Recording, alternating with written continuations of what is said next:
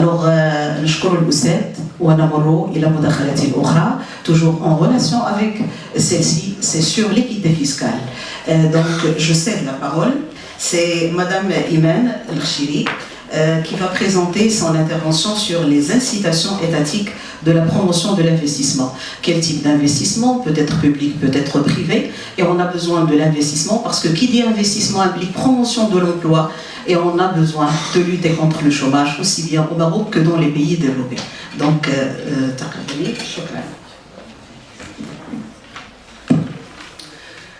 bonjour tout le monde, chers professeurs, monsieur le président du Forum des chercheurs du ministère de l'économie et des finances, chers étudiants.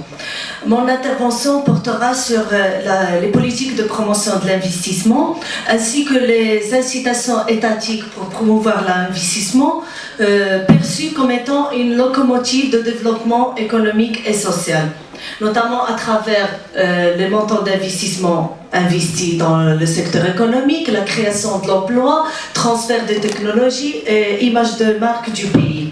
Alors, il y a plusieurs volets d'aborder les incitations étatiques à l'investissement. Celles les plus en vogue, les incitations fiscales, les incitations financières. Mais il y a un volet qui est très peu abordé. Il s'agit des incitations foncières. Dans quelle mesure le foncier contribue-t-il à améliorer l'attractivité des IDE et à renforcer la promotion de l'investissement? Alors, sur le plan international, à partir des années 80, il y a eu un large mouvement de libéralisation économique et de désengagement étatique de l'État interventionniste en faveur de l'investissement privé en tant que créateur de richesses. À l'échelle nationale, plusieurs politiques sectorielles ont été engagées. Par exemple, plan Azur, plan Maroc vert, plan d'accélération industrielle, plan émergence, plan Biladi et autres. Parallèlement à des plans de développement régionaux tels que Rebat, Medinat al-Anwar, Al-Husima, Manarat al-Mutawassit et autres. Afin d'accompagner ces différentes politiques sectorielles aux plans régionaux, l'État a accordé plusieurs incitations étatiques, notamment dans le cadre de la charte de l'investissement de 1995. Parallèlement à ces incitations, il y a la création du CNEA, le Comité national de l'environnement des affaires, qui table à simplifier et à alléger les procédures de l'investissement afin d'améliorer le classement du Maroc en matière d'attractivité de l'investissement, qu'il soit IDE, investissement direct étranger ou national. À cet effet, il est à noter qu'au niveau du rapport Doing Business 2019, le Maroc a gagné 9 places en passant au 60e rang et une ambition d'être parmi les 50 meilleurs pays en matière d'attractivité de l'investissement. Puisqu'on va s'intéresser à l'investissement et aux incitations foncières, on va aborder le cas de la direction des domaines de l'État, la DDE, c'est une direction à réseau qui relève du ministère de l'économie et des finances et qui a été fortement sollicitée pour accompagner la dynamique nationale de l'investissement, notamment à partir de 2002, l'année de la déconcentration de l'investissement avec la gestion déconcentrée de l'investissement. À cet effet, au niveau de la direction, il y a eu création de la division de l'investissement en place et lieu à la division qui était la division des sessions afin d'avoir un rôle plus important en matière d'accompagnement des investisseurs. De ce fait, mon intervention sera scindée en 3 axes principaux. Tout d'abord, on va parler de le cadre général de promotion de l'investissement pour aborder ensuite la contribution du foncier à la dynamique la dynamique nationale de l'investissement et enfin on va aborder les voies d'amélioration du système de suivi des projets d'investissement et ce afin de réduire le stock des projets en souffrance ou les projets défaillants. Alors sur le volet institutionnel et juridique, on a la lettre royale du 9 janvier 2002 qui a donné les bases à la gestion déconcentrée de l'investissement, notamment avec la création des centres régionaux d'investissement, et elle a doté les walis des régions de pouvoir pour statuer sur le projet d'investissement, vu qu'il préside la commission régionale de l'investissement. Aussi, il y a la charte de 1995 qui accorde des incitations étatiques, que ce soit des incitations financières, foncières, ou bien des exonérations fiscales ou douanières en faveur de l'investissement. Par ailleurs, certes, cette charte est venue comme un texte unifiant les différents textes qui étaient en vigueur à l'époque pour faciliter les procédures de l'investissement. Mais avec les différents plans régionaux et sectoriels et les codes des impôts, cette charte est devenue caduque. Le seul article qui est encore en vigueur, c'est l'article 17 de la charte de l'investissement, d'où il y a tout un chantier pour la refonte de la charte de l'investissement qui est en cours. Et puisqu'on va aborder les incitations foncières, on va s'intéresser à l'article 82 de la comptabilité publique de 1967. Cet article stipule que les walis de région ont le droit de mobiliser le foncier qui relève d'abord ils étaient 6 secteurs économiques, après 7, on est arrivé à 9 secteurs économiques à partir de 2014. Il s'agit du secteur de l'industrie, l'agro-industrie, l'habitat, le tourisme, l'artisanat et le minier. Il y avait 6, puis on a ajouté l'enseignement, après il y a eu la santé et l'énergie. Donc, pour ces 9 secteurs économiques, les walis ont le droit de autoriser pour la réalisation, la mobilisation du foncier. Alors, les organes de gouvernance de l'investissement. Tout investisseur qui veut faire un projet d'investissement, il doit se rendre au centre régional de l'investissement de sa région. Alors là, on a 3 types de projets d'investissement. Si l'investissement est inférieur à 200 millions de dirhams et qu'il relève de ces 9 secteurs économiques précités, alors le dossier sera traité au niveau de la Commission régionale de l'investissement, la CRI. Par contre, si il est inférieur, il s'agit là, pour le premier cas, c'est la GDI, la gestion déconcentrée de l'investissement, le dossier est traité au niveau de la CRI. Le deuxième cas, si le projet d'investissement est inférieur à 200 millions de dirhams, mais il ne relève pas des 9 secteurs économiques, par exemple le commerce ou les services, là, il sera traité au niveau central. Ou aussi, le projet, dans ce cas, il y a deux cas de figure. Le premier, c'est qu'il est inférieur à 200 millions de dirhams, mais il ne relève pas des 9 secteurs économiques. Le deuxième cas, c'est qu'il est supérieur à 200 millions de dirhams, mais l'investisseur ne souhaite pas signer une convention d'investissement. Dans ce cas, on appelle ce deuxième régime d'investissement, c'est non conventionné et non gestion intégrée, gestion déconcentrée de l'investissement. Là, il sera traité au niveau de l'AMDI, l'Agence marocaine de développement de l'investissement et de l'export.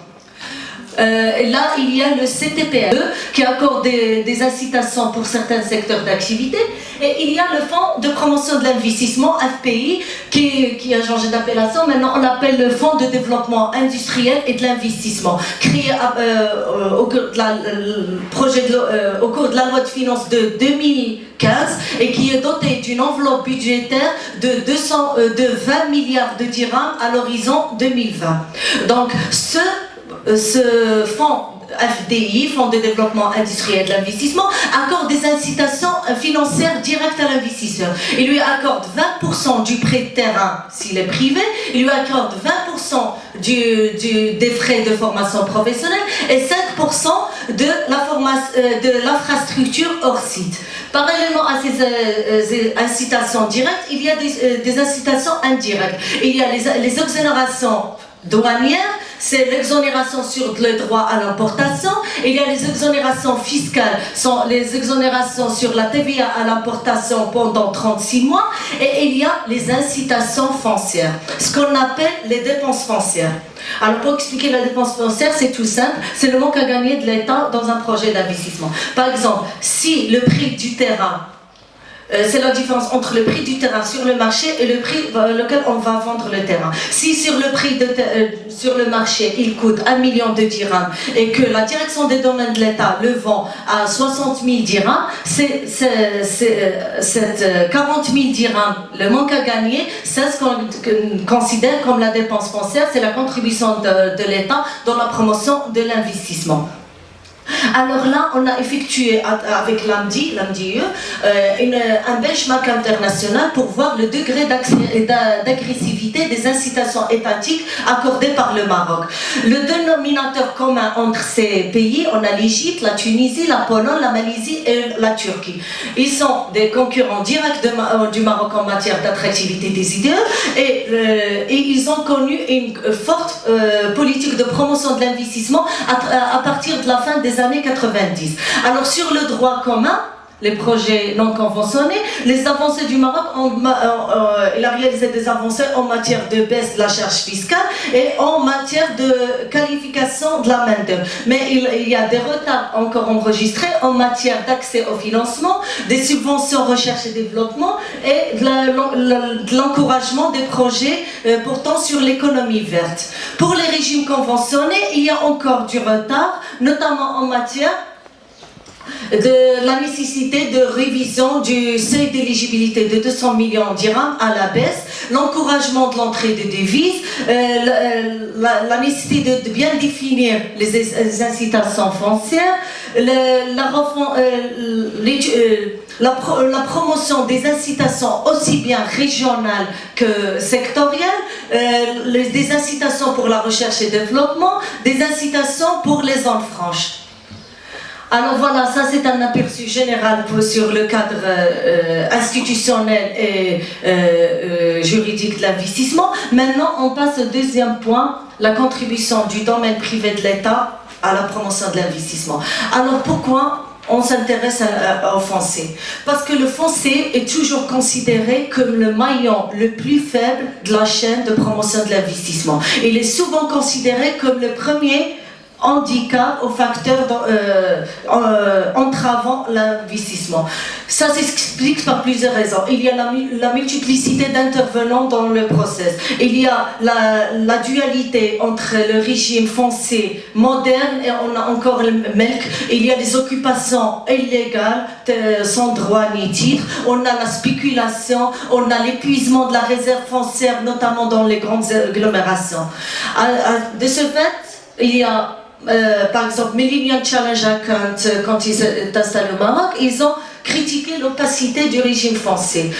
Une enquête de la Banque mondiale en 2008 a mis l'accent sur les 3 facteurs entravant l'investissement. Il s'agit notamment de l'accès au financement, système fiscal et le foncier.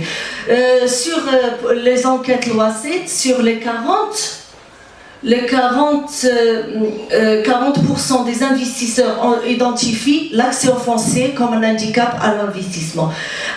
Sur un échantillon de 121 réclamations adressées à la présidence du gouvernement, 38% des investisseurs pointent du doigt l'investissement. Aussi, il y a le cabinet McKinsey, lorsqu'il a effectué l'étude pour la refonte des CRI, il a déclaré, je cite, le foncier et les autorisations de construire constituent toujours les principaux points noirs de l'investissement. Alors, pour expliquer ça, on a une image très ternie du foncier comme un handicap à l'investissement. Il y a une forte présence des projets en souffrance qui n'aboutissent pas et surtout il y a l'épuisement de la réserve foncière, d'où une nécessité de revoir et de renforcer la gouvernance en matière de suivi-évaluation des projets d'investissement. Alors là, je vous présente la DDE, la direction des domaines de l'État. On a plusieurs types de foncier de l'État. On a par exemple le foncier forestier qui est géré par le Haut Commissariat aux eaux et forêts et lutte contre la désertification, le foncier public qui est géré par le ministère de l'équipement, il y a les habous, il y a le soulaliyat et autres, et il y a le domaine privé de l'État qui est géré par la direction des domaines de l'État. Alors ce foncier, il est là pour accompagner les investisseurs, pour réaliser les politiques sectorielles, pour accompagner les projets d'habitat, lutte contre les bidonvilles et autres. Alors la direction des domaines de l'État, c'est le plus important propriétaire terrien du royaume avec plus de 2 millions d'hectares. Ça c'est réparti, on a 76% du foncier qui est dans le milieu rural, 89% qui est encore terrain nu, et on a 54% qui est juste immatriculé, le reste c'est soit non immatriculé ou encore des réquisitions, des demandes d'immatriculation. Alors, la mobilisation du foncier, c'est en moyenne 5700 hectares par an. Ce qui a permis, sur la période 2002-2017, on a eu 2719 projets, mobilisation de plus de 92 000 hectares, et soit un montant d'investissement de plus de 285 milliards de dirhams, ce qui a permis de créer plus de 300 000 emplois stables. Par ailleurs, on a... c'est un bilan en fait mitigé. Parallèlement à une forte mobilisation du foncier, il y a une faible valorisation du foncier, des projets qui n'aboutissent pas. On a un poids persistant des projets en souffrance.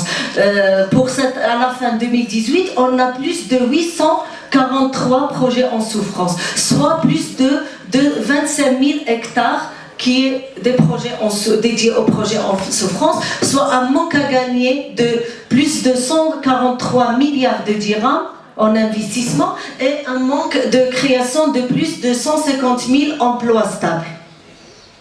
Donc, comment on définit qu'un projet il est en souffrance ?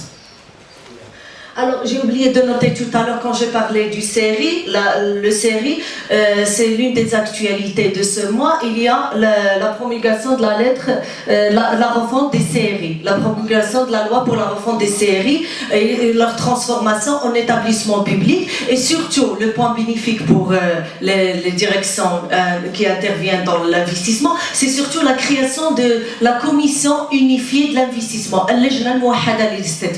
Avant, on avait plusieurs commissions de l'investissement. Alors je vous explique. Quand l'investisseur remet le dossier pour l'investissement, il y a la CRI, la commission régionale d'investissement, qui statue pour soit le projet est accepté ou non. Alors là, on a 6 mois pour que à partir entre la commission régionale de l'investissement approuve le dossier et la signature de l'arrêté de vente du terrain, on a la commission CAE, la commission administrative d'expertise, celle qui regroupe avec les domaines. Il y a la direction de l'enregistrement relevant de la direction générale des impôts qui définit à partir de ces fourchettes, de ces comparatifs, on définit le prix du foncier. Donc on a 6 mois entre l'approbation du dossier et la signature de l'arrêté. Une fois l'arrêté il est signé, on a 3 mois pour le paiement du prix de cession et pour la signature de l'acte de vente.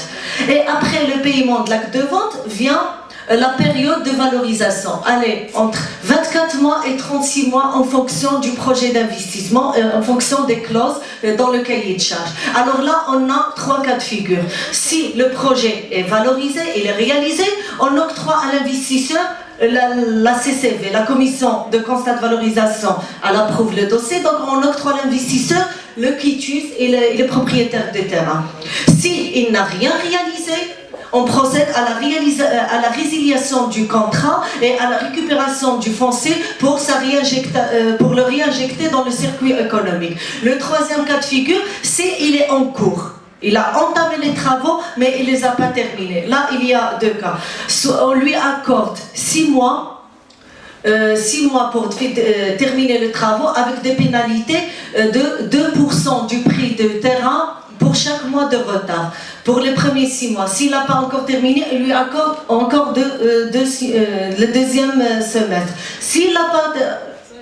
il a un an, il n'a pas réalisé, donc on procède à la résiliation du contrat. Donc là, comme vous voyez, il y a plusieurs commissions, la CRI, la CCV, la CAO, tout ça, ça a compliqué le processus d'investissement. Donc j'espère bien avec la commission unifiée de l'investissement, ça va alléger les procédures et ça va améliorer le processus d'investissement. Alors là, quelles sont les principales problématiques pour l'investissement? Elles peuvent être inhérentes à l'investisseur lui-même ou à l'administration. Pour l'investisseur, les problèmes qui émanent de l'investisseur, c'est en général, il refuse le paiement du prix et il demande la révision du prix. Il ne réalise pas le projet dans les délais et les échelons il ne respecte pas les cahiers de charges. Après, on trouve qu'il y a des défaillances en matière de respect de cahiers de charges. Ça, c'est les principales problématiques qui émanent de l'investisseur. Les problématiques qui émanent de l'administration, deux types. Soit celles qui sont internes à la direction des domaines, celles qui sont externes. Pour celles qui sont externes à la direction des domaines, on a le retard de réunion des commissions ad hoc, le retard de notification des wali. Donc, comme je disais, j'espère que ça va se résoudre avec la commission unifiée de l'investissement. Et il y a les problèmes qui émanent de la direction des domaines de l'État. Soit le terrain, il est non assaini, et il y a le retard des traitements des dossiers, et surtout, il y a un manque de coordination entre l'administration centrale et les directions régionales. Notamment, qu'on doit avoir un suivi mensuel des dossiers. Chaque direction régionale, les 8 directions de la direction, envoyer l'état mensuel de l'avancement des dossiers avant le 10 de chaque mois. Voilà, donc on passe les voies d'amélioration. Donc pour améliorer le suivi des projets d'investissement, surtout il faut un système d'information interorganisationnel qui regroupe les différentes parties prenantes de le processus de l'investissement, que ce soit les 4 directions de la ministère des Finances, à savoir la DGI, la Direction Générale des Impôts, la Douane, la Direction du Budget et la Direction des Domaines de l'État, avec les autres intervenants, l'AMDI, les CRI, et le ministère de l'Intérieur, l'urbanisme, l'habitat et autres. Donc il faut avoir un système d'information interorganisationnel. Et surtout, il y a les piles. Les modèles, les plateformes industrielles locatives. Avant, il y avait un problème au niveau des P2I, les plateformes industrielles intégrées. C'est que le prix de cession reste quand même élevé, vu qu'il y a un monopole des aménageurs. On a au niveau national 3 aménageurs des plateformes industrielles intégrées. Il y a TMSA le Nord, il y a MedZ, filiale de la CDG, et il y a l'Amran. Donc, dans un agropole, par exemple, on trouve le prix de 1300 dirhams le mètre carré, c'est quand même aberrant, puisqu'il a besoin minimum d'un hectare ou plus pour réaliser des projets. Donc là, avec les piles, les plateformes industrielles locatives, il y a la location, pour alléger la trésorerie des entreprises, il y a la location du foncier à entre 6 à 7 dirhams le mètre carré, ce qui va contribuer à alléger la trésorerie. Et je passe, vu la contrainte de temps, je passe à la principale mesure pour améliorer le suivi de l'investissement. Alors, pour que ce soit les incitations financières ou les exonérations fiscales ou douanières, ça ne posait pas vraiment de problème, puisque l'investisseur ne peut bénéficier de ces incitations qu'à la fin de la réalisation du projet et qu'il apporte les pièces justificatives pour bénéficier de ces incitations. Le problème se posait surtout pour le foncier, parce qu'il va bénéficier du foncier au début de projet. Donc là, on doit s'assurer de la crédibilité de l'investisseur pour ne pas tomber dans le cas de projets en souffrance. Là, il y a en 2015 la circulaire du chef de gouvernement pour l'analyse coût-avantage. C'était une recommandation de la Banque mondiale pour une meilleure transparence des incitations étatiques. Là, c'est le principe est simple. C'est est-ce que le jeu vaut la chandelle? Est-ce que les avantages qu'on va avoir à partir du projet d'investissement valent les coûts que va supporter l'État en termes d'incitation étatique. De deux types. Il y a les incitations, les bénéfices qualitatifs et quantitatifs. Pour les bénéfices qualitatifs, on peut avoir le montant d'investissement, l'entrée de devises, création d'emplois. Et pour les bénéfices qualitatifs, il y a surtout le désenclavement du région, il y a le transfert technologie et l'image de marque du pays. Pour le transfert de technologie, c'est très important. Je vous donne un exemple. Par exemple, entre le projet de Tangimet, Renault à Tangimet, et il y a Citroën à Canetra. Pour Renault, il y a juste l'assemblage. Il n'y a pas vraiment de technologie sophistiquée puisqu'on procède juste à l'assemblage. Mais pour Citroën, Peugeot Citroën, il y a les moteurs seront réalisés au niveau national. Donc d'ici quelques années, les ingénieurs marocains vont apprendre et un de ces jours, ils vont réaliser leur propre voiture. Donc là, c'est un type de transfert technologique. Aussi pour le décloisonnement des régions. Un projet qui est réalisé par exemple sur l'axe Rabat-Tanger, Rabat-Casa, il y en a beaucoup. Mais pour un projet qui sera réalisé à l'est de la chaîne de l'Atlas, dans les régions oubliées un peu. Donc là, il va recevoir plus d'incitations étatiques. Donc voilà, à partir de cette analyse co-avantage, ça va nous permettre de mieux vérifier la crédibilité et le sérieux des investisseurs avant de s'engager dans des incitations étatiques. Et je vous remercie. Je n'ai pas voulu arrêter l'intervention parce que c'est tellement intéressant. Donc vraiment les différentes interventions sont imbriquées. Il y a une sorte de complémentarité entre les différentes thématiques et sujets. Donc c'est vrai aussi quand on parle de l'investissement, il faut savoir que la stratégie de l'État marocain a changé. Au cours des années 80, on a mené une stratégie d'investissement un peu restrictive. Donc, on a fermé le robinet en matière des dépenses d'investissement, que ce soit les investissements publics ou les investissements privés. Il y avait une procédure administrative très longue, donc il y avait des freins à l'investissement. C'est vrai, à partir des années 90, on a commencé à penser à l'ouverture. Donc l'ouverture de l'économie marocaine afin de mener à bien la stratégie de développement général et macroéconomique. Et de ce fait-là, on a commencé à adopter des stratégies, je dirais, souples en matière d'incitation à l'investissement. Alors, c'est vrai, il y a beaucoup de stratégies dans ce sens-là, la stratégie du Maroc vert, le plan d'Azur, le plan d'émergence, des stratégies sectorielles, la promotion de l'investissement. La question qui se pose, c'est vrai, on est orienté vers quel type d'investissement? C'est ça le noyau de la question. Parce que la chose qui va être